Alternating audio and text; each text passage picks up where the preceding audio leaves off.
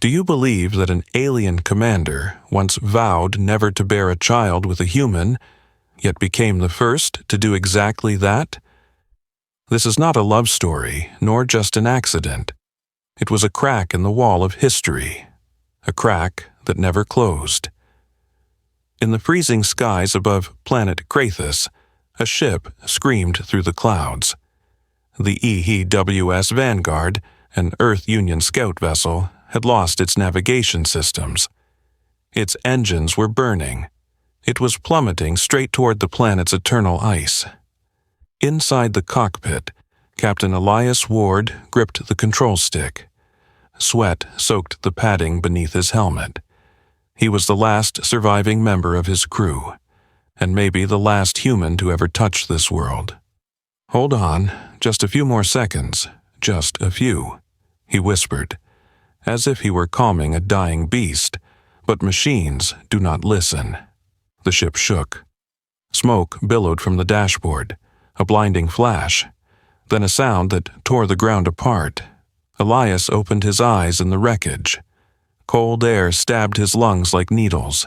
His suit was torn at the shoulder. The biosensors were still working. He had sent a distress signal and received silence. No reply. He stumbled out into the deep snow. Above, the sky shifted from gray to blue, from blue to black. But there were no familiar stars. The wind on this planet did not blow, it howled, as if the atmosphere itself rejected his presence. And then, without warning, he saw her.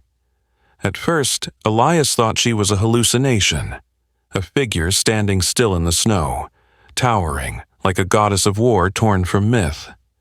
Her armor shimmered with golden biocircuitry, pulsing with every breath. One long arm held a weapon, half spear, half rifle. It looked like it could pierce both steel and spirit.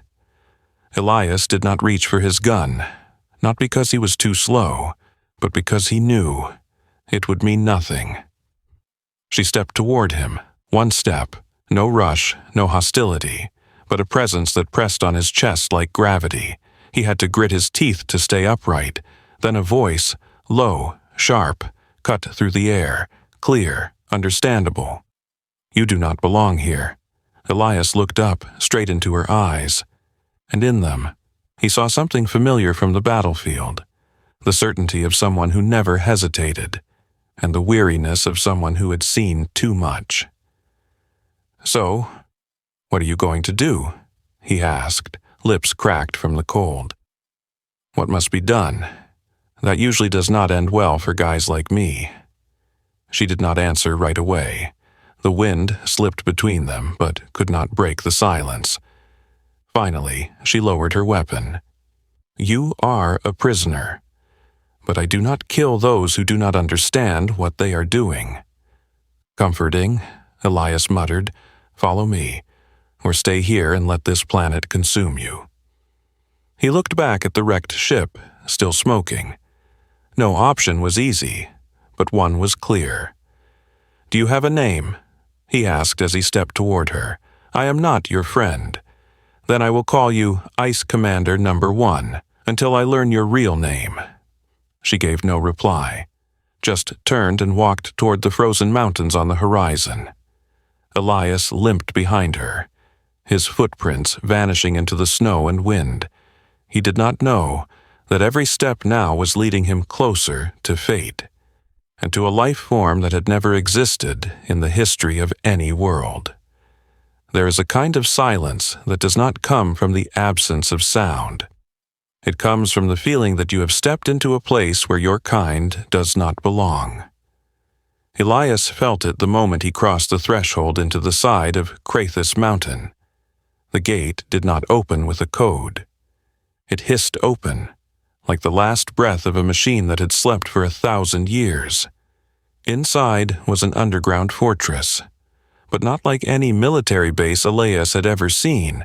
Every wall lived, breathed, glowed softly with each step Soraya took. She did not look back. She did not need to. Elias followed, one hand pressed to the wound beneath his armor, blood still seeping. "What is this place?" he asked. His voice echoed through the corridor like a memory lost in time. "A winter stronghold," she said. "Used during the Solarian Cold War, now just a ruin." Elias let out a faint laugh. "Well, first abandoned base I have seen with working heat." She glanced at him. It was unclear whether it was annoyance or curiosity. "You talk too much. I usually die faster when I stay quiet." They entered a central chamber, half-moon-shaped, with a vaulted ceiling. In the center, a plasma core heater pulsed with quiet warmth. Elias sat down without waiting for permission. His helmet was smeared with snow and dried blood, but his eyes still held the spark of a last campfire in a long night. Soraya stood at the console. Her fingers moved across amber-lit glyphs. Communications, offline, sensors, blind, backup power, 57 hours left. "We are stuck here?" Elias asked. "Not we," she replied, "just you. I do not need rescue, so you want me to die here or live long enough to thank you?" No answer came, only the sound of two hearts, beating in the same room, yet never meant to be on the same timeline. Mini-hook. Have you ever felt that the one keeping you captive might be the only one who truly understands you? The first day passed like that. On the second night, Elias woke to see Soraya standing motionless at the glass window. She was staring into the dark sky. He did not call out, he just watched. On the third day, he asked if she knew how to make coffee. She did not understand the word. He told her about mornings on Earth, black coffee, crackling radios. She listened. She said nothing. On the fourth, she allowed him to walk the corridors for physical training. With one rule, do not leave the central zone. They passed each other at the end of a hallway. Neither stepped aside. "You are tall," Elias said, looking up. "On Earth, you would be great at basketball. You speak strangely. I never thought I would one day see an alien breathe like me." For the first time, Soraya looked at him for more than 3 seconds. Not like a specimen, but like a person trying to grasp a word never spoken in their language. A thought never allowed to exist.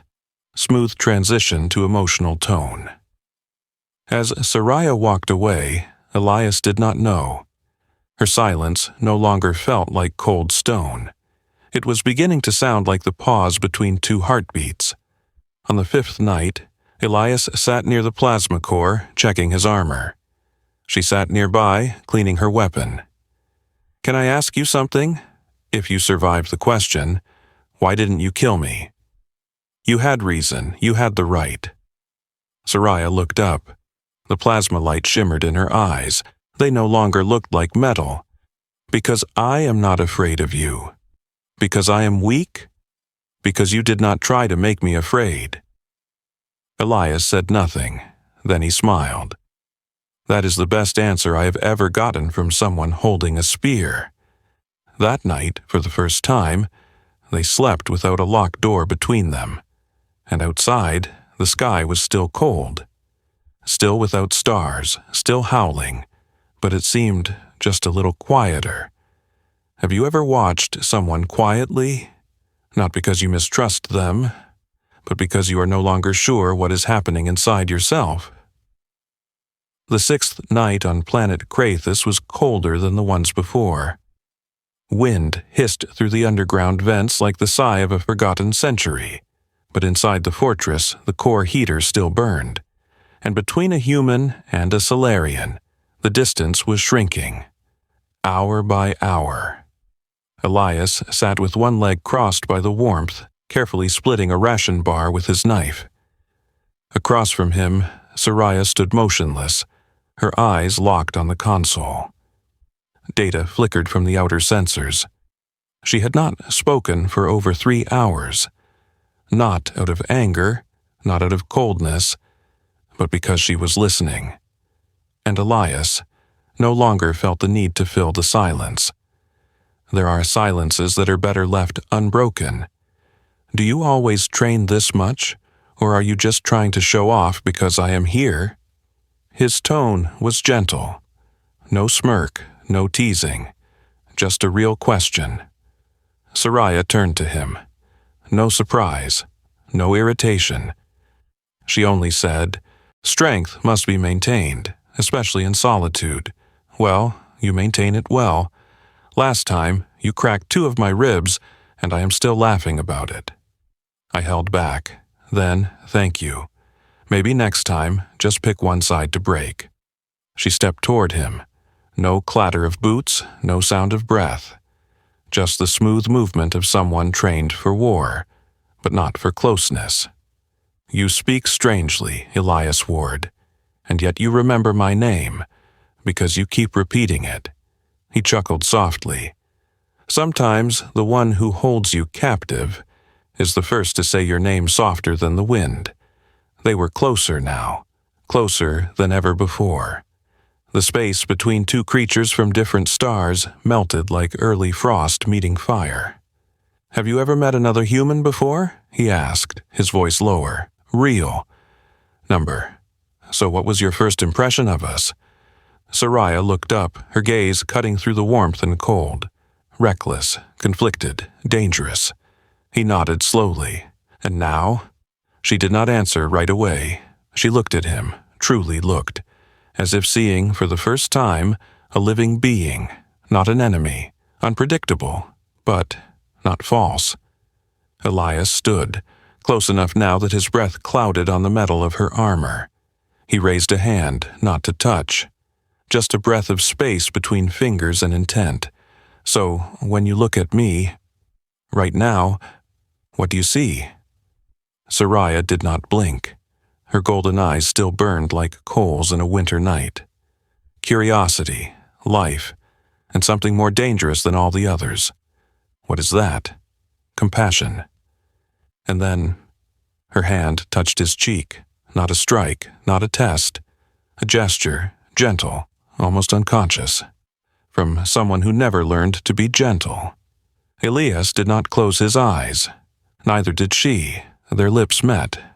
Once. Light. Like touching a vow that had never been spoken. It was not passion. It was not surrender. It was a question that needed no words.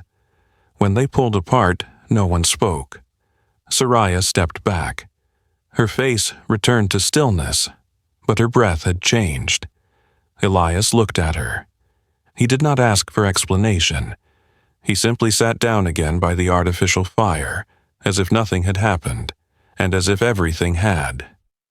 Outside, the storm still raged, but deep inside the mountain, where 2 souls who were never meant to meet now shared the same breath, there was something neither of them could name. But it had begun. Some changes begin from the inside. Not loud, not clear, like an underground stream slowly eroding a mountain. 3 days had passed since the nameless kiss between Elias and Soraya. They did not mention it, did not discuss, did not apologize. But every morning, when the amber light from the core spread across the central chamber, Elias always saw her there, standing by the sensor display, one hand on her chest, as if listening to something only she could hear. That night he was checking the air filtration system when he heard footsteps, unusual ones, too slow, too hesitant. Soraya entered. She wore no armor, just a soft training suit that clung to a body sculpted by war, but her eyes had lost their fire. "Something wrong?" Elias asked, setting down his tool. She said nothing. She placed a biosensor unit on the table. Its lights blinked erratically. "This device found something in my body, something that should not exist." He frowned and stepped closer. "Let me see." He placed his fingertip on the secondary interface. The display shifted to common language. A stream of data appeared. Elevated hormone levels. Unusual cellular division. DNA compatibility. 47% Terran. 51% Solarian. 2% unidentified. The sensor emitted a soft sound and displayed a single symbol, a beating heart. What happens when your own body betrays the vow you once built your life around? Elias took half a step back. His eyes stayed locked on the screen. Soraya. This isn't a glitch. This is pregnancy. She did not react, did not scream, did not fall. She closed her eyes, breathed deep, and gripped the edge of the table until her knuckles turned white. Impossible. We are not compatible, not by biology, not by any genetic model. Apparently, the universe does not read textbooks, Elias said quietly. What will they call it? A child, a life, a hybrid, she whispered, a heresy, a reason for the Empire to burn this fortress to ash. Elias said nothing, because she was not wrong. So, what do you want to do? Soraya turned away. Her shoulders trembled, as if every muscle inside her was fighting an emotion without a name. I do not know. I was never taught this. Elias stepped beside her. He did not touch her. He just stood there. You do not have to decide everything in one night. You just need to know. You are not alone. She turned, and for the first time, Soraya was no longer the supreme commander. She was a living being holding something miraculous, and fearing it more than any weapon she had ever wielded. I do not know if I can be a mother. No one knows. But we can learn. Soraya sat down by the sensor console. Her hand settled on her stomach, where there was no shape, no name, but already a rhythm of its own. Elias knelt before her, not to beg, but to be eye level. So when she opened her eyes, she would see she was not alone. If you let me stay, I will fight for both of you. She said nothing, but her other hand, the one without armor, rested on his shoulder, and for the first time, they were not commander and captive. They were two souls choosing to stay, for a third life that had no voice yet. The first wind of the 12th morning carried something different. Not just a change in moisture, not just the shift of pressure, but a coldness that came from within. As if the air around the fortress had begun to hold its breath. Soraya sensed it before the alarm systems did. She woke from a heavy sleep and knew their time in hiding was over. Elias was making a drink near the heat core when he saw her expression shift. Without a word, she crossed the room. Her fingers danced across the control panel faster than the light could follow. Red dots appeared on the screen. Not interference, not wild fauna, but energy signatures, familiar ones. A combat formation, 36 minutes away. Elias did not ask. He simply set his cup down and reached for his weapon. She looked at him, no words. Her eyes carried both command and trust. Not long after, a communication signal cut through the layers of ice and rock like a blade. A screen flickered, trembled, then stabilized. And there he was, General Dareth. His armor gleamed with royal alloys, but his eyes were the eyes of an executioner.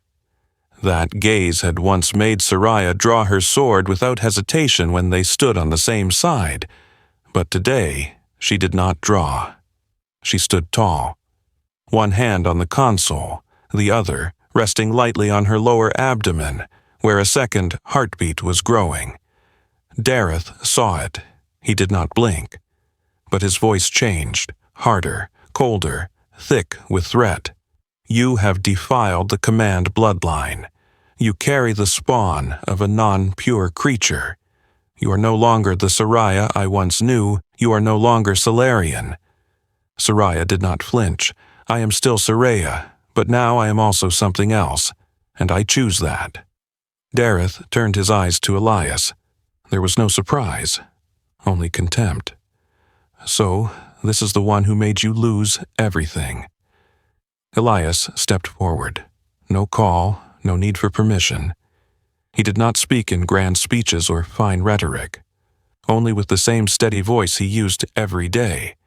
If loving her helped her understand what freedom is, then maybe you are the ones who lost something." Dareth did not respond, but his face said enough. There would be no retreat, no negotiation. The order was given. Troops would advance. Soraya was stripped of her rank, and the child would be eliminated like a rogue cell, the signal cut. No more faces. Only red warning lights pulsing from the ceiling. Elias looked at Soraya. She did not lower her eyes, did not waver, but when she stepped toward him, in her gaze, for the first time, was true fear.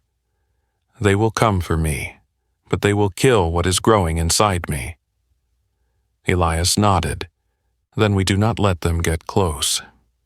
She tilted her head, studying him one last time, as if measuring whether this man could walk into a war he did not belong to.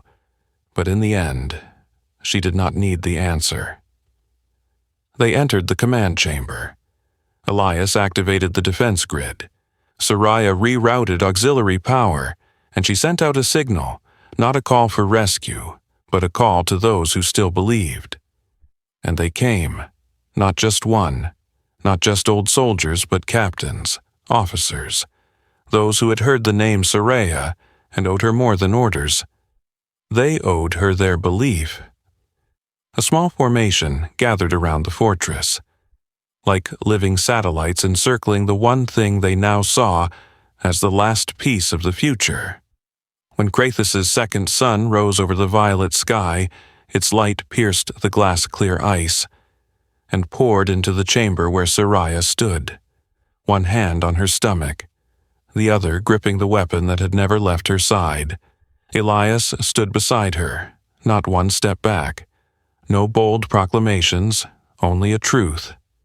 We will protect this, not for politics, not for bloodlines, but because this is the life we have chosen not to leave behind.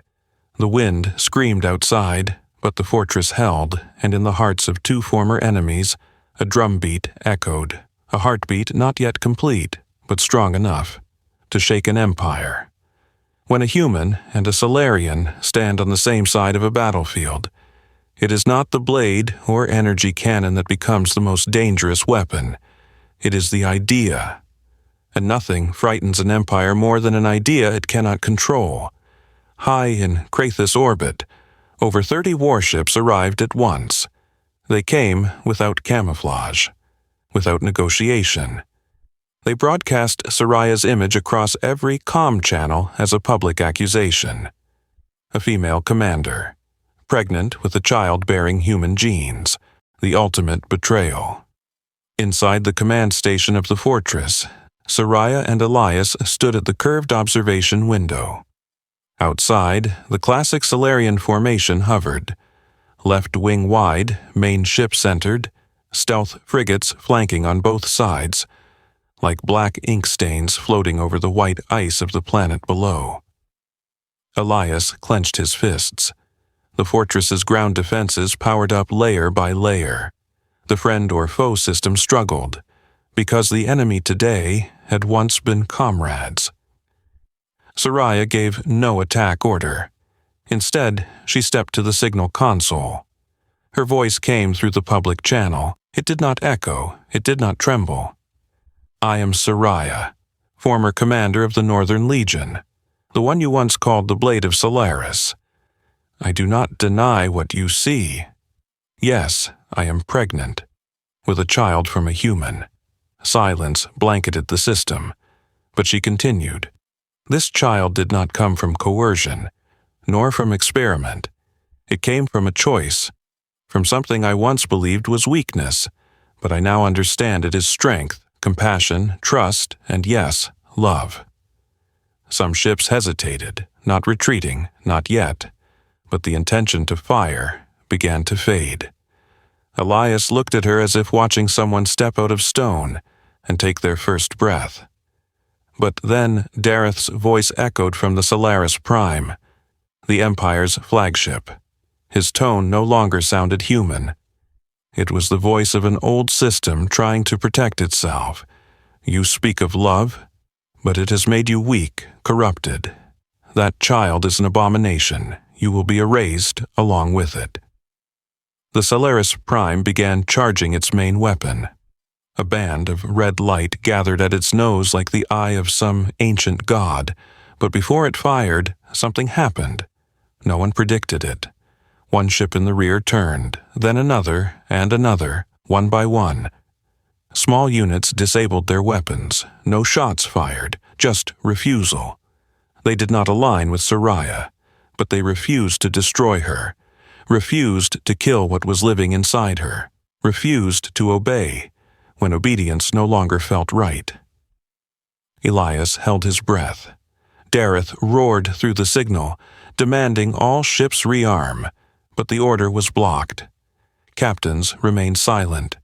Some ships pulled away, others held position, still unmoving. Only a handful maintained their attack formation. Soraya turned to Elias. She did not smile, but in her eyes was a light not born from any ship or sun. It came from hope, from life. Elias returned to the tactical console. "Give the order. Let's finish this." She touched the screen, a light touch, like the one she gave her belly when falling asleep, but enough to activate the full defense network, not to kill, but to shield, to hold, to endure. The battle did not unfold through missiles or blasts. It unfolded through choice, and for the first time, that choice leaned toward life. There are battles no shield or weapon can stop, because they happen inside, in the quietest place within a being, even within a Solarian, carrying the first life of two worlds. Above Craythis, the sky was still filled with warships. Half stood silent. Half stood still. A few still clung to the old command. But beneath the surface, inside the soft light of the winter fortress, another battle had begun. Soraya stood by the command table, one hand resting on her stomach. Elias stood beside her, eyes on the tactical screen. But his gaze kept drifting. Back to her hand, to the way it moved. It was not normal. She turned to him, her voice no louder than breath. "It has started. Faster than I thought." He said nothing. Just gave a quiet nod, then opened the emergency medical system. The infirmary was not built for Solarians, not for hybrids either. The room was small, cold, the equipment old, but it was all they had. Elias helped her in, one hand at her back, the other unlocking the medbed. Her steps were heavier than usual, not from weight, but from everything that could not yet be named. Above, an explosion cracked through the sky. One of Dareth's ships had fired, not at the fortress, but at a vessel that had refused his order. Their betrayal had begun to turn inward. The comms filled with chaos. Alarms echoed across the halls. Elias looked into Soraya's eyes. "I am not leaving you." She shook her head, her voice cracked. "Not from pain, but from conflict. You must hold the command line. They need guidance. They need you. And the child." Soraya bit her lip. A contraction folded her body in half. Elias caught her, helped her down onto the table. She did not scream. She did not cry. She just gripped his hand, as if letting go would bring the world crashing down. He spoke gently, like telling a bedtime story inside a dream. "We have survived the impossible. This is the most beautiful part." Outside, the battle continued, but slowly. The remaining Solarian ships began to retreat, not out of fear, but because they no longer remembered what they were fighting for. And when a reason dies, so does the war. In the medbay, the machines pulsed, fast, then slow, then fast again. Soraya gasped, sweat rolled down her face, glowing faintly against her amber skin. Elias held her hand, whispering again and again, "You are not alone. We are here. We are together." And then there was a sound, not loud, not a cry like a human, not a tone like a Solarian, just a tremble, a small breath, a tiny hiccup, but enough to make the entire room pause for a single heartbeat. Soraya opened her eyes. She did not cry, but her hand trembled. Elias leaned in, looking down at the fragile form lying in the glow of semi-organic light. The child looked like no one in particular. Not exactly Elias, not entirely Soraya, but the eyes, when they opened, were a perfect blend of Earth's midnight and a Solarian sunset. He exhaled, touched the child's forehead. "Hello, little commander." Soraya smiled, a true smile, not to defy, not to impress, but for the being that had just arrived, with all the fragility, strangeness, and greatness it carried. Outside, the war was not over, but inside this small room beneath the earth, between the uneven heartbeats and first breaths, something had truly begun. After the storm, nothing ever returns to how it was, but some things do not need to, because the birth of something new can make old laws dissolve on their own. 5 days had passed since the child's first cry, and in those 5 days, no shots were fired, no new orders, no ultimatums, only silence. Not an empty silence, but one filled with listening. In the orbit above Craythis, the warships once locked in aim now drifted, like thinking metal. Some had turned back, others lingered, not waiting for orders, but watching, to see what would happen next. Underground, the winter fortress was no longer a prison, no longer a bunker. It had become a shelter for 3 lives. Elias now rose earlier than the lights. He no longer wore armor, just a thin thermal coat, one hand always resting on a notebook filled with medical readings. And Soraya. She no longer gave commands with a raised voice. She lulled her child to sleep, in a language Elias could not understand, but could feel. They never used the word family, but they did not need to. The space between them no longer required a definition to be real. One morning, as the sky turned to a soft gray, no storm, no frost, a signal arrived, not encrypted, not military, just a calm, low voice. "This is New Bastion Coordination Station. We received the transmission. We would like to hear more, not to investigate, to understand. Is the child real?" Elias turned to Soraya. She did not answer right away. She looked down at the baby sleeping in her arms, the heart of a new empire, breathing with lungs born of 2 worlds. At last she nodded. "Send the signal, let them see." Elias opened the channel. No speech prepared, just the truth. Yes, the child is real, and it is not the product of a lab, not a weapon. It is what happens when 2 people choose each other, through everything that tries to keep them apart. When they choose to understand instead of fear, to trust instead of doubt. The line went quiet. Then another signal came through, from a Solarian vessel at the far edge of orbit. "We have heard, and we are ready to hear more." Soraya looked at Elias. She did not smile, but her eyes softened, like a stream after a flood. And Elias knew they no longer had to hide. 1 week later, the winter fortress opened, welcoming the first envoys from both worlds. No one carried weapons, no one wore insignia, only curious eyes, and questions that had not yet taken shape. The child was given a name, not of one species, but of the moment of its birth, a name that did not belong to any side, and yet was accepted by all. That day, Soraya stepped outside for the first time since the fall. She wore no armor, only a soft earth-woven fabric lined with Solarian patterns. One hand held Elias, the other held the child close to her chest. They walked without applause.